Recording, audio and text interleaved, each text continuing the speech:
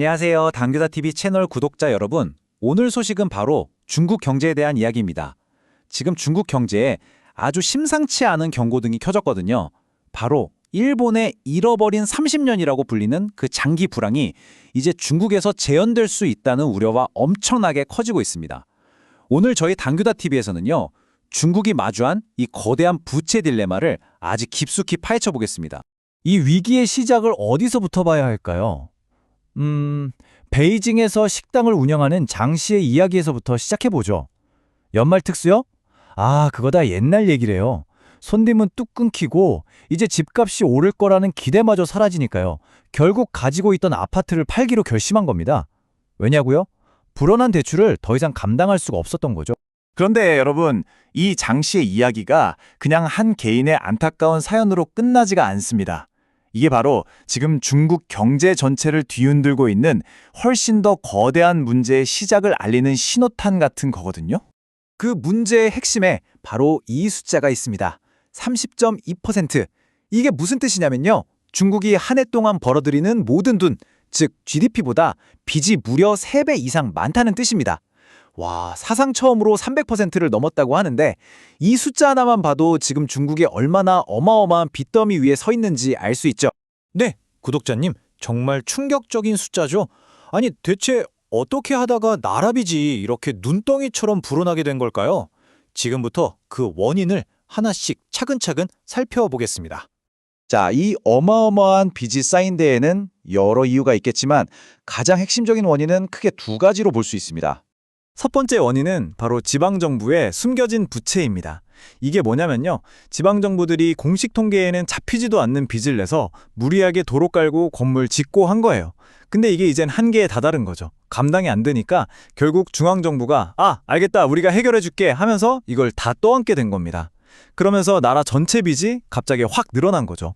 두 번째는 경제 성장 속도가 예전 같지 않다는 겁니다. 이건 우리 개인으로 치면 월급은 제자리 걸음인데 카드값이나 대출이자는 계속 늘어나는 거랑 똑같은 상황인 거죠. 경제는 느리게 성장하는데 빚은 너무 빨리 늘어나니까 그 빚의 무게가 중국 경제 전체를 그냥 짓누르기 시작한 겁니다. 이 두 가지 원인이 합쳐지면서 부채 디플레이션이라는 최악의 시나리오가 펼쳐지고 있습니다. 이게 뭐냐면 물건값은 자꾸 떨어지는데 내가 갚아야 할 빚의 가치는 오히려 더 커지는 거예요. 부담을 느낀 사람들이 돈을 안 쓰겠죠? 그럼 물건값은 더 떨어집니다. 와, 한번 빠지면 정말 헤어나오기 힘든 악순환의 고리, 그야말로 개미지옥에 빠져들고 있는 겁니다. 자, 그렇다면 이 거대한 부채의 무게 아래에서 실제 중국 사람들과 기업들은 어떻게 반응하고 있을까요? 당연히 지갑부터 닫겠죠? 사람들의 반응은 아주 명확합니다. 일단 쓰고 보자가 아니라 일단 빚부터 갚자로 돌아선 거죠. 투자용으로 사뒀던 집들 막 팔고요. 더 싼 집으로 이사가면서 허리띠를 졸라매고 있습니다. 그 결과가 얼마나 극적이었냐면 1995년 이후 처음으로 중국 전체 가계부채 총액이 줄어드는 정말 이례적인 현상까지 나타났습니다. 미래가 얼마나 불안하면 사람들이 이렇게까지 하겠어요. 사람들만 그런 건 아닐 것 같은데요, 진행자님. 그럼 기업들은 어떤가요? 거기도 마찬가지로 투자를 멈추고 잔뜩 움츠러들고 있나요? 네, 구독자님 말씀이 맞습니다. 기업들도 상황은 똑같습니다. 이 차트를 한번 보시죠. 작년 11월 중국의 공업이익이 무려 마이너스 13.1%나 급락했습니다. 이게 14개월 만에 가장 크게 떨어진 수치대요. 사람들이 소비를 안 하니까 기업들 돈벌이도 당연히 곤두박질 치는 거죠. 이러니 새로운 투자는 감히 엄두도 못 내는 상황입니다. 자, 이렇게 개인은 소비를 멈추고 기업은 투자를 멈춘 상황. 많은 전문가들이 여기서 일본의 잃어버린 30년이라는 아주 어두운 그림자를 떠올리고 있습니다.